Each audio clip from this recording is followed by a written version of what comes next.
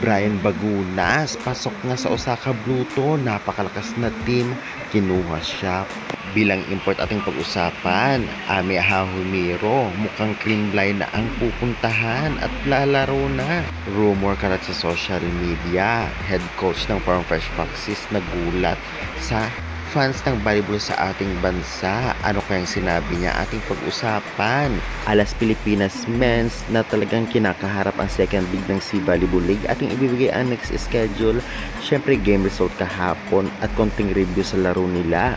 At other volleyball updates. Kaya before that guys, please naman, don't forget to like, comment, and subscribe, and pahit the notification bell para lagi po kong updated sa aking mga bonggang video about sa volleyball dito sa Pilipinas. Maraming salamat sa support. Isa naman Pinoy ang nakuha ng malakas na club team sa Japan, ang men's volleyball. Nakuha nga si Brian Bagunas bilang import nila. Congratulations Brian Bagunas, hindi pipitsuging club team ang napuntahan niya at kinuha siya.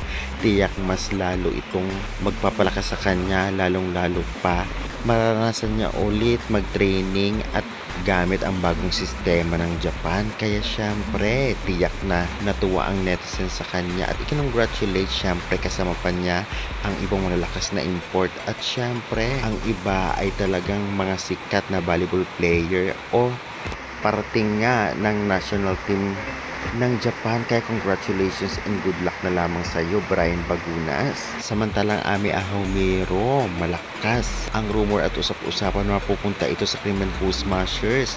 Hindi na ito dadaan sa drafting dahil nakapaglaro na siya dati sa PBL noon.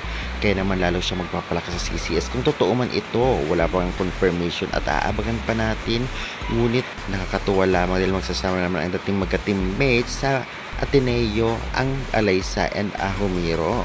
Samantalang natalo naman kahapon ang Alas Pilipinas kontra sa Indonesia sa loob ng 5th set sa mga scores na 25-19, 19-25, 21-25, 25-22 at 15-8. At talaga nakakuha ng maraming puntos ay si Orjalis 16 points at si Disquitado 20 points. Grabe natalo man sila, ngunit tiyak natin na talagang nag-improve dahil umabot sa 5th sets ang laban at naunahan pa nilang 2 sets ang Indonesia. Kinulang lang at malaking sayang. Ganun pa man, dati ay 3 straight sets ay talo ang Alas, ngunit ngayon ay umabot na sa 5th set. Baka sa susunod ay talagang manalo na ang Alas Men's na talagang lalong lumalakas. Kaya good luck na lamang.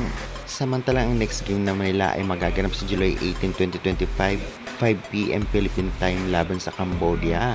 Sana makabaw sila at manalo. Kaya good luck Alas Pilipinas Men's. Samantalang coach ng Farm Fresh or head coach ng F3 nagulat at namangha sa crowd dito sa Pilipinas pagdating sa volleyball. Grabe daw ang suporta ng fans sa volleyball dito. Kaya naman tuwang-tuwa siya na makita at proud siya naging parte ng PBL. Kaya good luck naman sa inyo dahil makakalaban nila maya ang Poland.